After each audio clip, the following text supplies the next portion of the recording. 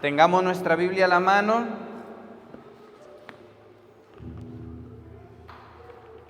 Si no tenemos Biblia, pidamos una prestada. Es más fácil encontrar un versículo con el tiempo si ya lo hemos buscado varias veces y ya sabemos más o menos en dónde está. Entonces, el leer los versículos, el buscarlos, es un ejercicio también para que nosotros podamos adquirir destrezas necesarias para la predicación del Evangelio. ¿Sí? Vamos a leer un versículo que se encuentra en el libro de Apocalipsis.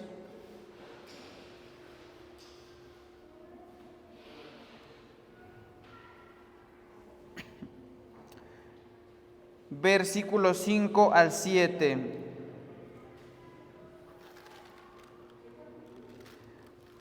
Apocalipsis capítulo 1, versículos 5 al 7. Este es un poema, está escrito en verso. Este es un poema que se encuentra en el libro de Apocalipsis. Es una alabanza. Dice así: y de parte de Jesucristo, el testigo fiel, primogénito de la resurrección, el soberano de los reyes de la tierra, al que nos amó y que por su sangre nos ha librado de nuestros pecados, al que nos ha hecho de nosotros un reino de sacerdotes al servicio de Dios su Padre. A Él sea la gloria y el poder por los siglos de los siglos. Amén.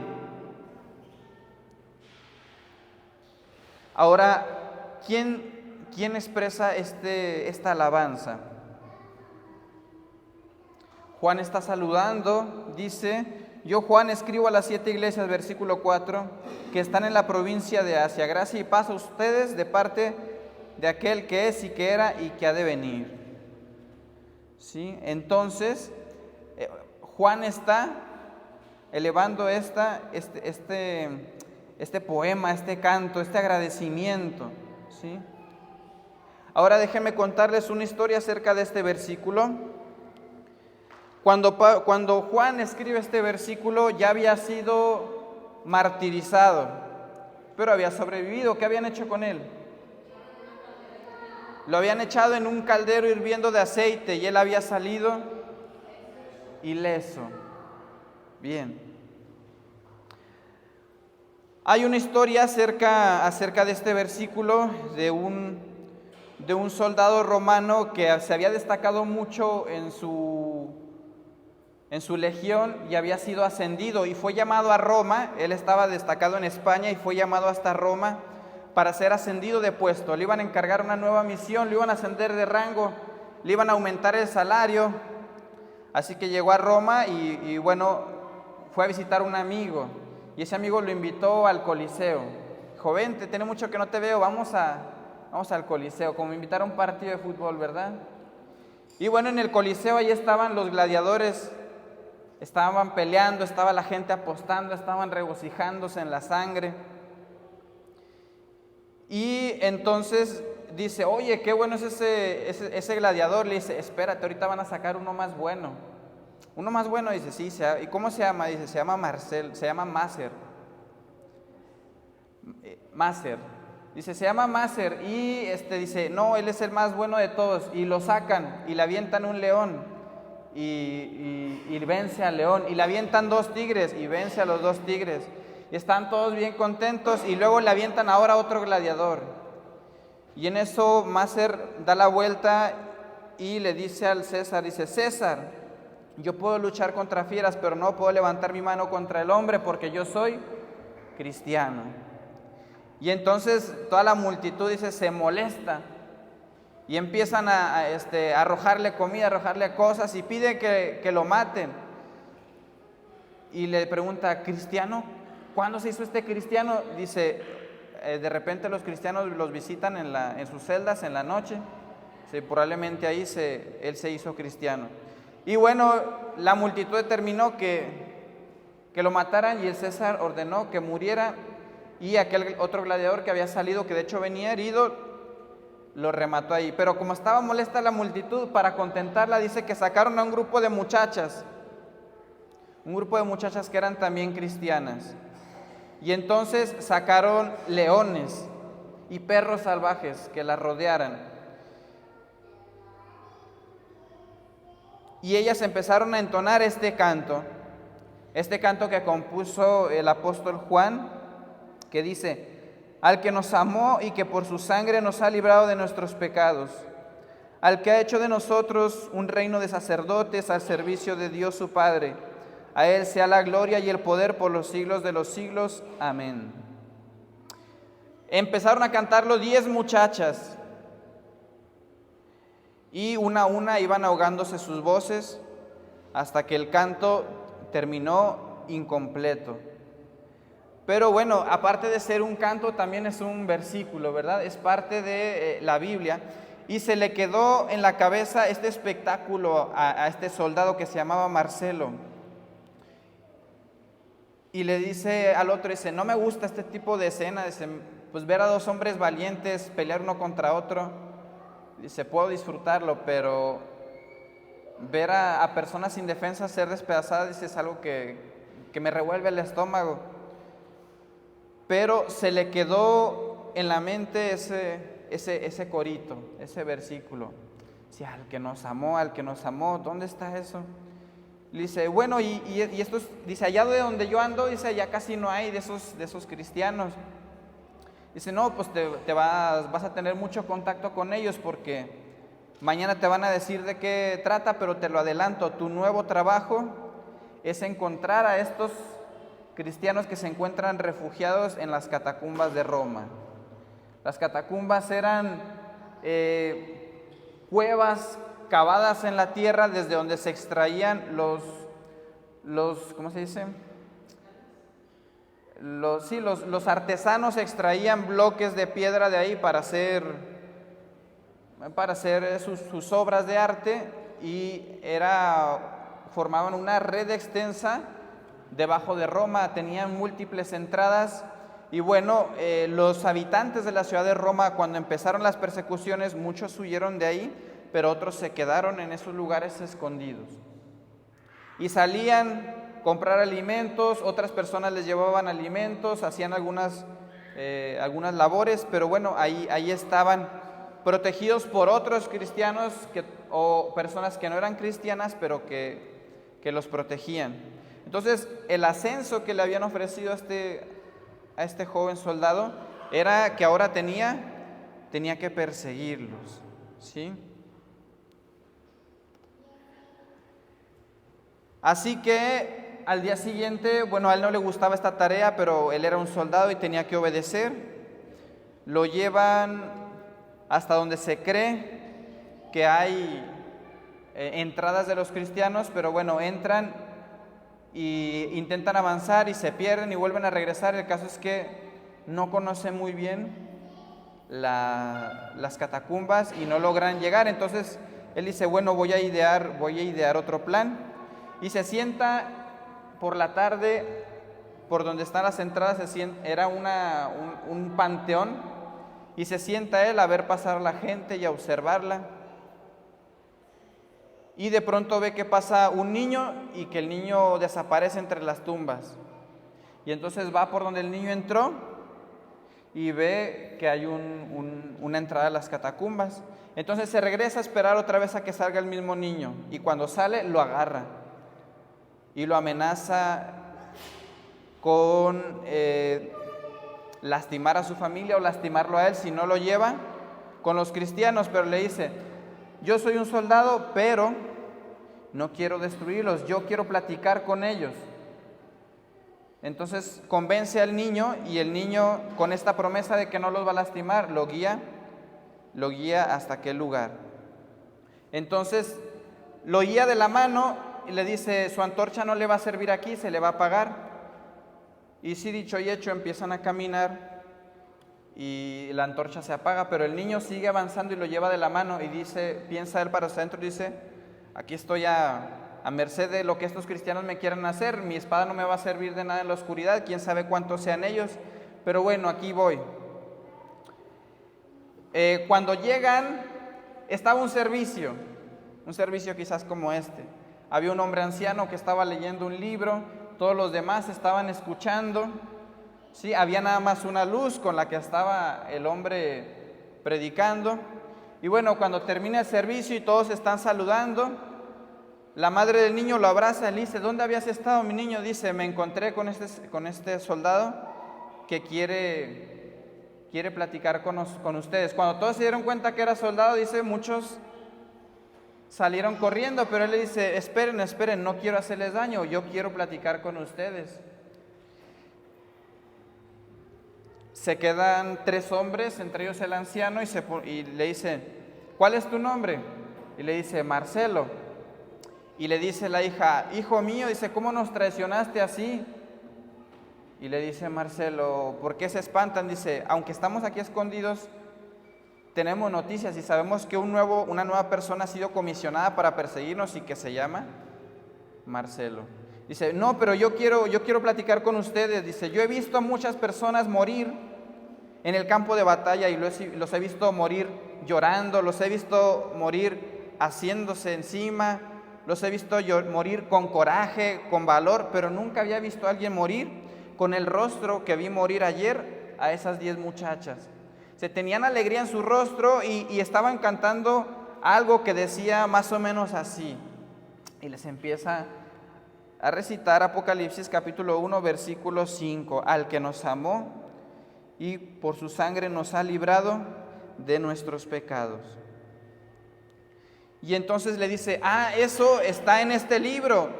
Y abre el libro y empieza a mostrarle. Aquel encuentro transformó la vida de Marcelo. Él se hizo cristiano en aquella ocasión por un versículo que tenía poder. ¿Pero qué le daba poder? ¿Eran las palabras?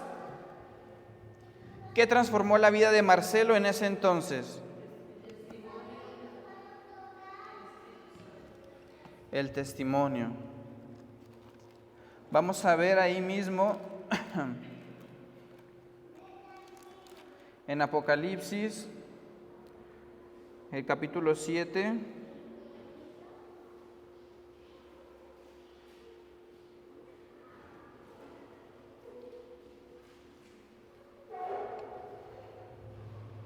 Versículo 13.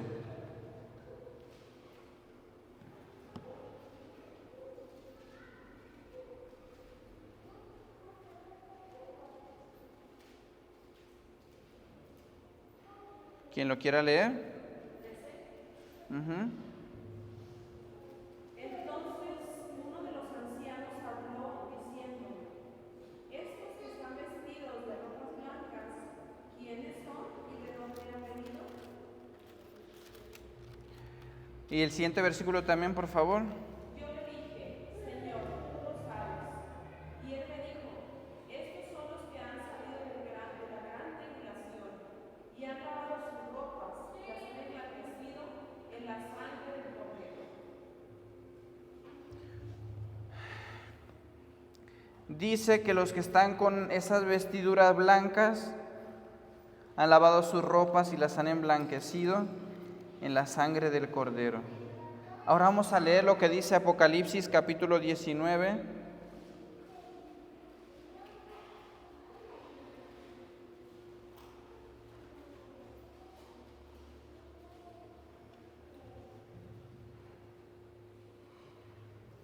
Versículo 10.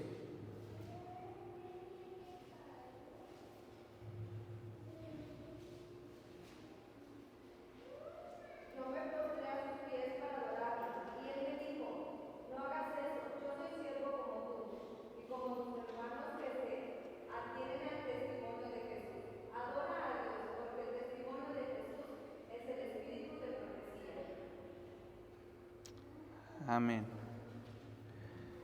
Entonces dice que aquellos que han emblanquecido sus ropas en la sangre de Cordero, dice, tienen el testimonio de Jesús. Y hay algo que nosotros decimos, ¿verdad? Un versículo muy famoso que dice: a la ley y a qué? A la ley y al testimonio. Dice: si no obran conforme a esto, es porque no hay para ellos amanecer, o es porque no les ha amanecido. Entonces, podríamos decir que estas muchachas formaban parte de este grupo. Dice: lavaron sus ropas y las emblanquecieron en la sangre del Cordero. ¿Cómo es que algo rojo puede dejar algo blanco? Dice, lavaron sus ropas en la sangre del Cordero y dice, y así es como fueron emblanquecidas. Ahora, ¿cómo puede suceder esto? Dijo Nicodemo, ¿cómo puede ser esto? Es algo difícil de entender. ¿Cómo puedo? Dice, ¿acaso tengo que meterme otra vez en el vientre de mi madre? Dice, explícame, ¿cómo puede ser esto? Bueno, vamos a ver lo que dice Hebreos capítulo 4, versículo 12.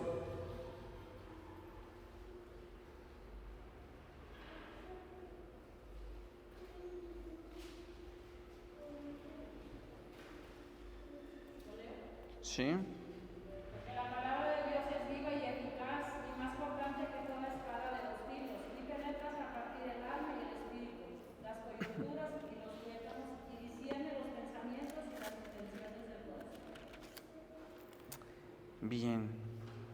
Habla acerca de la palabra de Dios y dice que es una espada de doble filo bien afilada. ¿Y qué dice que es lo que hace? Penetra. ¿Sí? Llega, dice, hasta el interior, hasta los huesos y dice, hasta el tuétano, la parte del medio del huesito, a la parte más interior, dice, y discierne. ¿Qué es lo que discierne? Los pensamientos, ¿sí? Nos confronta, ¿sí? Ahora vamos a ver lo que dice Jeremías capítulo 23.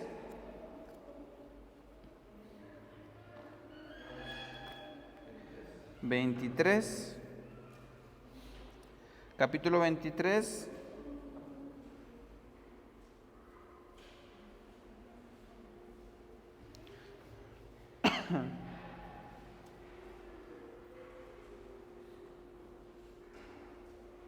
Versículo 29.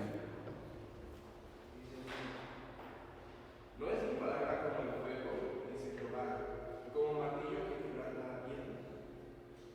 Bien. Dice, ¿no es acaso mi palabra como el fuego? ¿No es como un martillo, dice, que hace pedazos la roca? En otro lugar dice que el impío tiene el corazón ¿de qué? De piedra, pero dice que la palabra de Dios es como un martillo, dice, que despedaza la roca. Dice, y es como un fuego, ¿sí? Así es la palabra de Dios. Enciende fuego en las personas, quebranta sus corazones y los transforma. Así es la palabra de Dios. Pero necesita ir acompañado de algo más. Vamos a ver lo que dice el libro de Efesios capítulo 5, versículo 14.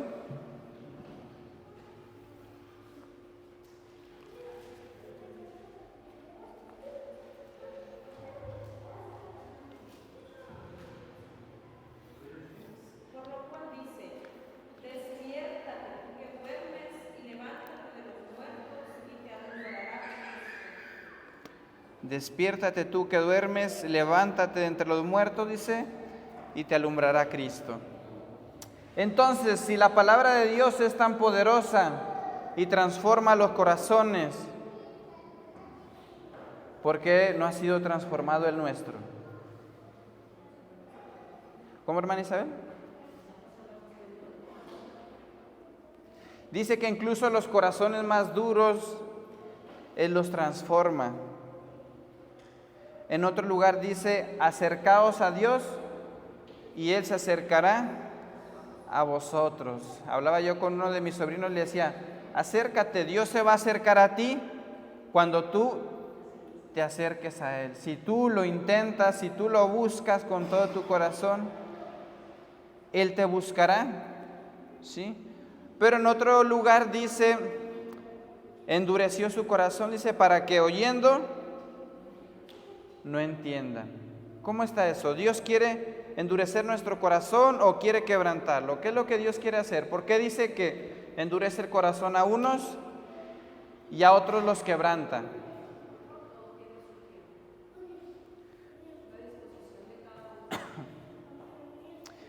Es un doble efecto que tiene la palabra de Dios. Dice, al que no quiere oír, dice, lo endurece.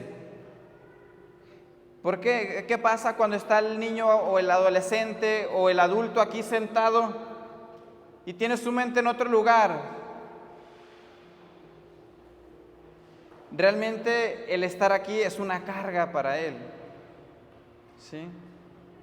Y el estar aquí hace que su corazón esté aún más cerrado para la próxima que lo inviten, porque no le gustó estar aquí, así que la próxima vez menos va a querer estar, va a encontrar formas de divertirse, va a estar en el celular, en el Facebook. Si le quitan el celular, va a estar jugando con un palito, va a encontrar la forma de irse cerrando. Pero bueno, como decía nuestra hermana Vero, para todo hay tiempo y no hay nadie en esta tierra que no sea confrontado con la palabra de Dios tarde o temprano. Pero dice, despiértate tú que duermes y levántate de entre los muertos. Y realmente así es como debe de ser esta transformación, como realmente levantarse de entre los muertos. Vamos a leer lo que dice Lucas 15, versículo 32.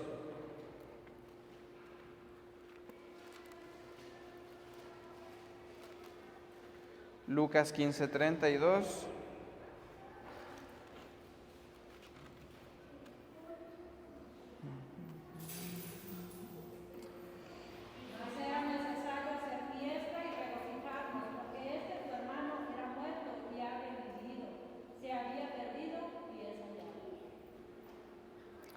Dice, tu hermano lo dábamos por muerto.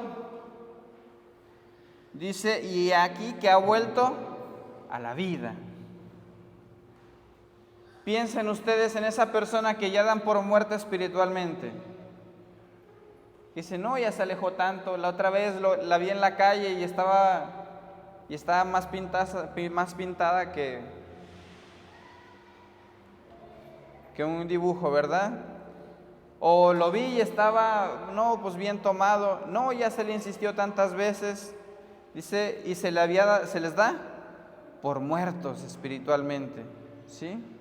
Pero he aquí que la palabra de Dios, dice, tiene el poder para despertar, dice, a los que duermen y levantar a los que están como muertos. Entonces hay posibilidad para todos, pero ¿qué es necesario? ¿Qué es lo que va a hacer que despierten? ¿Otra predicación?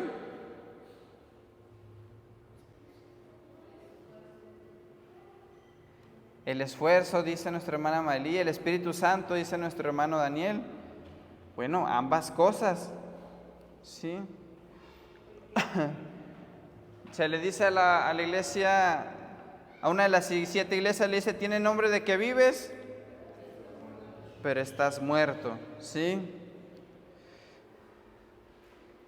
Cuando uno va a despertar por la mañana y estamos no sé si se hayan fijado que para dormirse, cuando se están todos los jóvenes en una casita, supongan que todos los varones le dicen, no, ustedes se van a quedar en aquella cabaña. Y para que se duerman está difícil. Están bromeando, platicando, apagan la luz y todavía están jijiji, jaja, pero bueno, se terminan durmiendo. Y ya amanece y parece que ni uno se despierta. Pero se levanta uno y empieza a hacer ruidito. ¿Y qué hacen los demás? Se empiezan a despertar, ¿sí? Se desvelaron mucho, están muy cansados, pero bueno, por ahí se levanta alguno y se empieza a vestir, se empieza a cambiar y el otro se levanta y mira la hora y se empieza a alistar y todos se empiezan a alistar, se empiezan a levantar. El levantar de uno impulsa a los otros a levantarse también. Platicando con un hermano pastor que platicamos acerca de la obra, es bien sabido. Muchas veces escuchamos que hay pocos obreros y pocos pastores porque no hay economía, pero no es así. Sabemos que no es así. Se dijo muchas veces eso, pero sabemos que no es así. Ay, ¿con qué? ¿Por qué sabemos que es así? No necesitamos mirar los libros. Volteen y ven aquellas iglesias pequeñas, que cada iglesia tiene un pastor, cada congregación tiene un pastor. Y nosotros por cada 10 iglesias o 15 o 20 tenemos un pastor y a lo mejor un obrero. Ahora, en promedio, ¿cuántas personas van a la escuela misionera por generación? Los que han estado ahí. De 3 a 5. De esos 3 a 5, ¿cuántos dura 6 meses? Si de 5, 2 hicieran carrera como obreros, hicieran carrera como pastores, muy pronto tendríamos un pastor en cada iglesia. Pero no es así. Yo hablaba con un hermano, con un joven, y le decía: ¿cuántas personas ves en la iglesia que te inspiren? ¿Qué es inspirar? Motivar. ¿Cuántas personas ves tú su ejemplo y dices: yo quiero ser como él?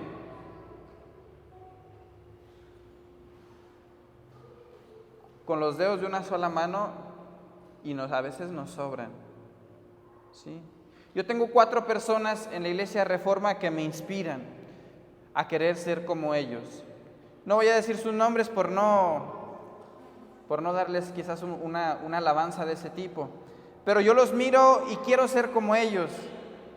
Quiero tener su espíritu, quiero tener su fuego, quiero tener su gozo, quiero tener su perseverancia, quiero tener su paciencia, quiero tener su fervor por las almas. En una ocasión, uno de ellos estuvo aconsejando jóvenes toda la tarde, y por la noche se le acercaron 2 hombres que querían pelea, y le dijeron: queremos platicar con usted, pastor.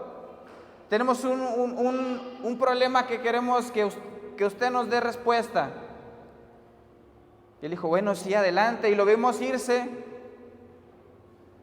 con ellos, y luego lo vimos regresar como a las 3 de la mañana. Y luego lo vimos ahí en el culto matutino. Él estaba listo ahí. Dije: bueno, ese pastor a mí me inspira, ¿sí? Pero bueno, quizás volteamos a verlos, a la gran mayoría, y quizás no nos inspiren. Pero no vamos a echar culpas para otro lado. ¿A cuántas personas inspiramos nosotros? Bienvenidas. ¿A cuántas personas inspiramos nosotros? ¿Cuántas personas a nuestro alrededor pueden vernos y decir: yo quiero ser como la hermana Isabel, yo quiero ser como la hermana Maelí, como la hermana Gema? ¿Sí? Dice, aquí está, dice, los que tienen, dice, aquí está la paciencia de los santos, dice, los que guardan la fe y guardan los mandamientos de Dios y tienen la fe de Jesús, el testimonio de Jesús.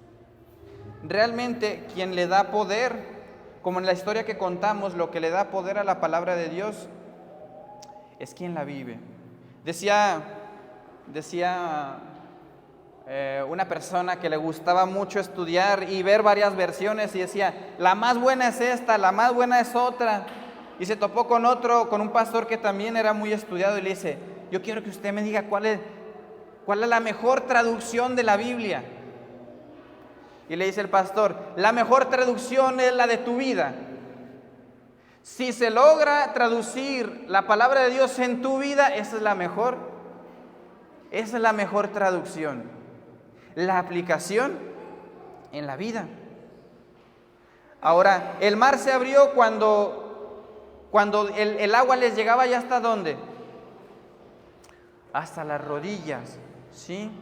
Cuando la fe se ejerce, entonces suceden los milagros. En una ocasión Jesús iba por un lugar y le dijeron: ¿por qué aquí no has hecho tantos milagros como hiciste en Capernaum? O los que hiciste en la Decápolis, porque en la Decápolis dice que venían por multitudes y estuvo 2-3 días sanándolos y predicando. Y ahora cuando llegó a otro lado, dice, no estaba haciendo nada. Y le dicen: ¿por qué aquí? Porque aquí no estás haciendo nada de eso. Incluso les andaba, por decirlo así, andaba haciéndoles milagros a sirofenicias, a romanos. En ocasiones les dijo: De hecho fue en esa ocasión porque les dijeron, las obras de Capernaum, hazlas aquí también.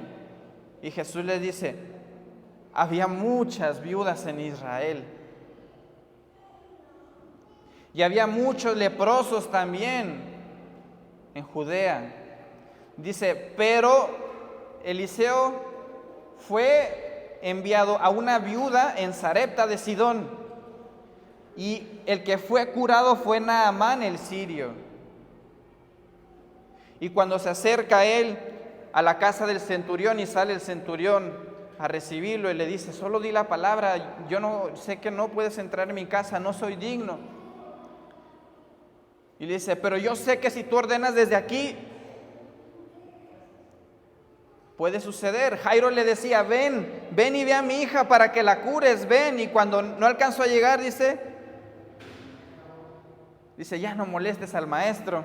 Pero aquel decía, no necesitas ir desde aquí, tú puedes hacerlo, yo sé que tú puedes ordenar la enfermedad, que puedes enviar un ángel y que puedes solucionar este problema. Y Jesús dice, ni en Israel he hallado tanta fe. Entonces, ¿de qué dependían los milagros si Jesús era poderoso? Jesús no andaba, tú seas sano, no, Jesús era selectivo, pero era selectivo acorde a la fe de las personas. Cuando él se acerca al estanque de Betesda, dice, había muchos que estaban ahí, pero él se dirigió solamente a uno.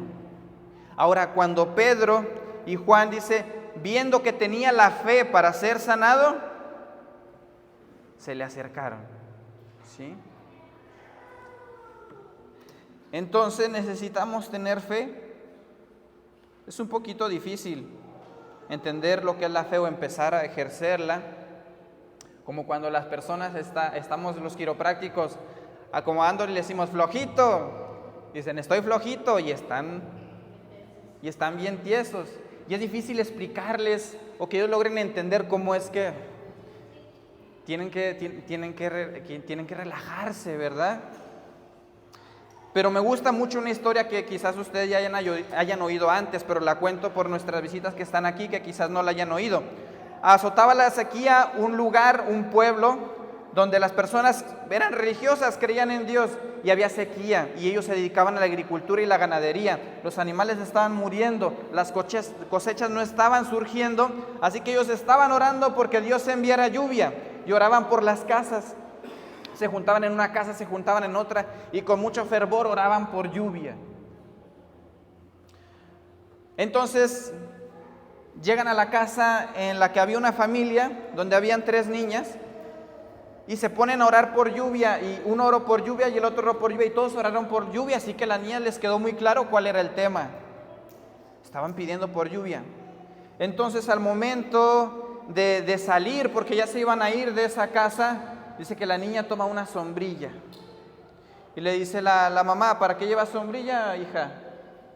Le dice, porque oramos por lluvia y va a llover. Entonces, es la diferencia entre la fe, porque parece que sí, que sí tenemos fe, porque es típico que le preguntamos a la gente, oiga, ¿y usted cree en Dios? Sí, yo creo y yo le oro, pero los ves cómo están angustiados, cómo están sufriendo. No tienen esperanza en Jesús. ¿Sí? Dicen, yo le creo y yo siempre le oro, pero se levantan igual de angustiados después de rezar, después de orar.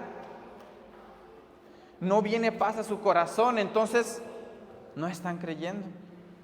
¿Sí? El que cree comienza a caminar y se moja hasta las rodillas para que suceda el milagro. ¿Sí? Les voy a contar una experiencia de una ocasión que a mí me faltó la fe, y les voy a contar otra experiencia de alguien que sí la tuvo, en una experiencia muy similar. Estábamos en un momento muy bonito en una sociedad de jóvenes en un parque en la ciudad de Delicias, y yo estaba dirigiendo como director de jóvenes en aquella ocasión, y faltaban como unos 20 minutos para que se ocultara el sol, para que terminara el programa también, y entonces empezó a chispear. Y tuve el impulso de decirle, hermano, vamos a orar y vamos a continuar para que Dios nos permita terminar este servicio, vamos a pedirle que detenga un momento la lluvia para que podamos terminar este servicio, porque no teníamos en dónde refugiarnos. Y algo en mi interior dijo, ¿y si oramos y no para la lluvia?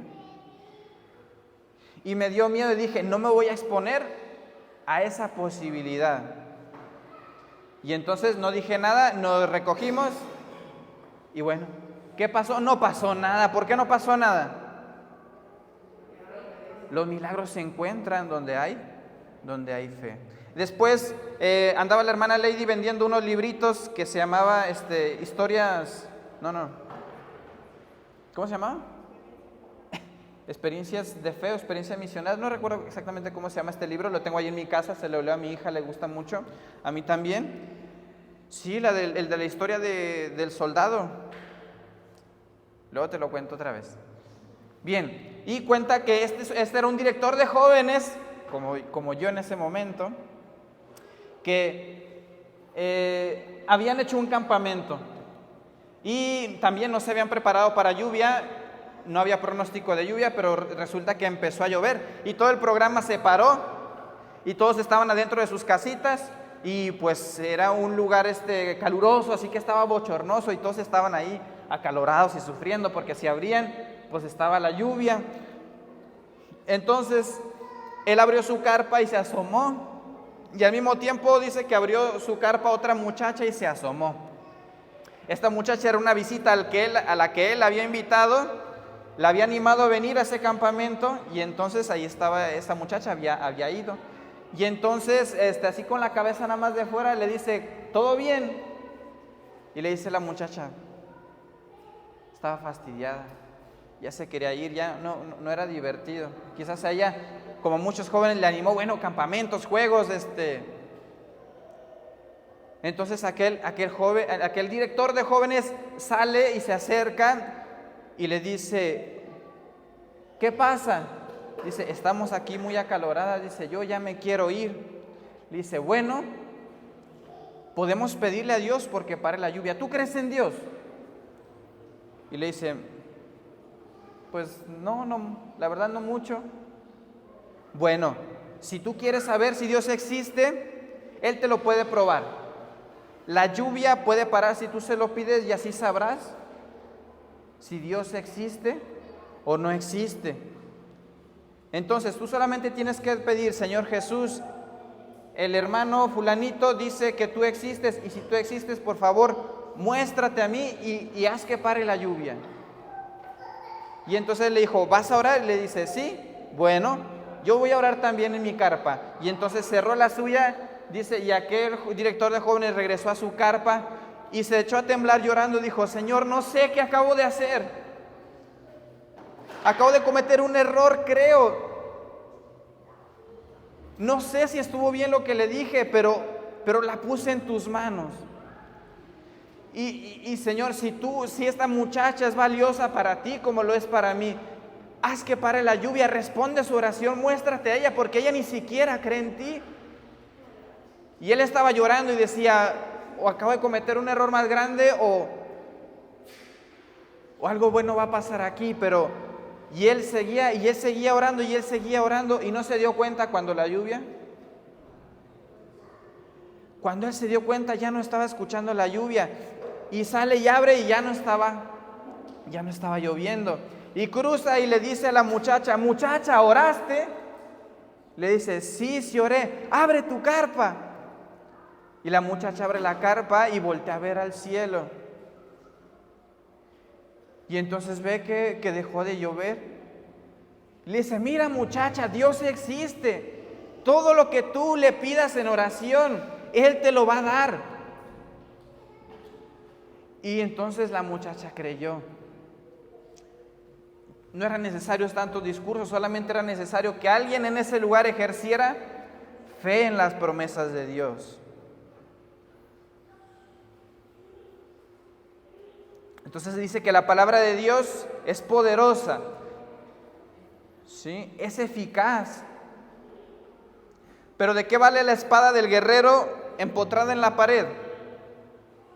La espada, para ser efectiva, debe de ser tomada en las manos de un hábil guerrero que esté dispuesto a usarla. Entonces, si la palabra de Dios es poderosa, usémosla, compartámosla.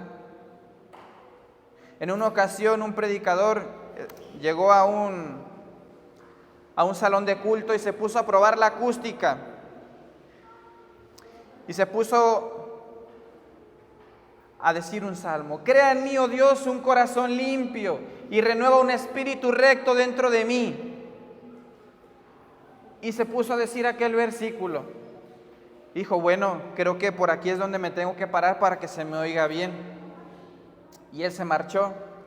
Al día siguiente él estuvo predicando. Fue de mucha bendición para todos. Muchos pasaron al frente, muchos se acercaron a Dios. Fue de gran bendición para todos, y al finalizar se le acercó un señor. Le dijo: oiga, el día de ayer yo estaba aquí trabajando, estaba haciendo unas reparaciones afuera y lo escuché a usted decir un salmo. Y ese salmo, dice, me lo decía mucho mi mamá cuando yo era niño. Dice, y yo tengo muchos problemas, me alejé de la iglesia, he estado en las drogas, he estado en el alcohol.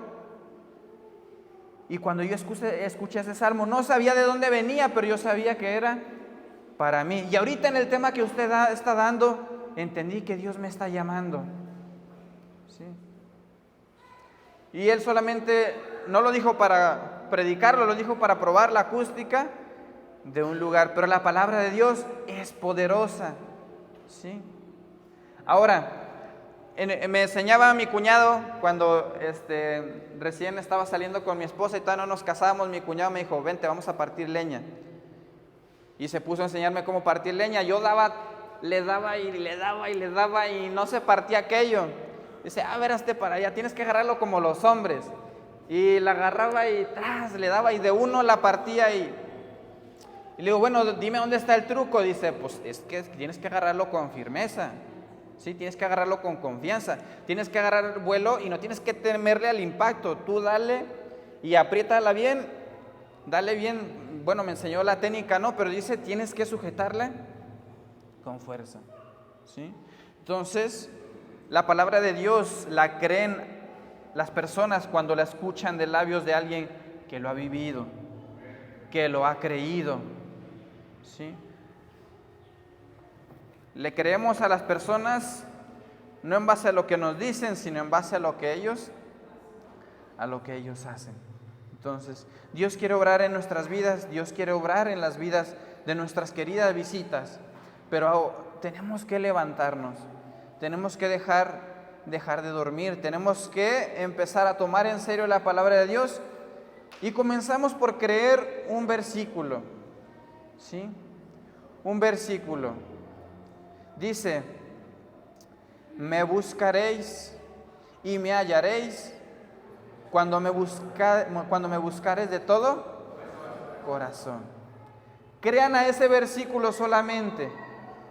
Empiecen a buscar a Dios y entonces lo encontrarán. Cuando crean que Él está dispuesto a escucharlos, cuando actúen conforme a eso, cuando empiecen a obrar, ¿sí? ¿Cuánto tiempo tardó el diluvio en llegar? Y Noé estaba esperando a que viniera el diluvio. ¿Qué estaba él haciendo? Él estaba haciendo el arca, ¿sí? Me decía un joven, es que no me nace, o sea, no me nace hacer esto, no me nace hacer lo otro. Y yo, bueno, yo escuché una vez una frase que decía: para amar a alguien empieza a actuar como si le amaras, ¿sí? Le pasó a Isaac y a Rebeca. No se conocían, no se amaban, no se conocían. Pero dice, cuando llegan, ¿cómo lo trató Jacob? Dice, y entonces, dice, la trajo a la carpa de su madre, dice, y luego la amó, ¿sí? Entonces, puede ser que todos no recibamos el Espíritu Santo, pero sabemos qué es lo que necesitamos hacer. Necesitamos empezar a avanzar. Y en esa avanzada, su poder nos va a alcanzar, ¿sí? Y seremos transformados. Y eso es lo que Dios está esperando de nosotros, que nuestros pies avancen, que se mojen, y entonces Él acudirá en nuestro auxilio. En el momento que menos esperamos, pero en el más propicio, Él vendrá a nosotros y transformará nuestro corazón. Pero querido joven, querida visita, comienza a avanzar. Asiste a los cultos. Abre tu Biblia y lee la Biblia. Póstrate de rodillas en oración e insiste. E insiste, e insiste, e insiste. Y nunca pienses que el pecado es un obstáculo para el Señor. Porque Dios nos abraza, así todos sucios como venimos, oliendo a lo que olemos, pecado lo que hayamos hecho. Él así nos recibe y nos abraza si estamos dispuestos a entregarle nuestro corazón. Una y otra vez. Cuando Él le dijo a Pedro, hasta 70 veces 7, nos estaba hablando de su medida del perdón. Es todo lo que Él está dispuesto a perdonarnos incontables veces si nuestro corazón es sincero. Vayamos a Cristo, es mi deseo y mi oración. Amén.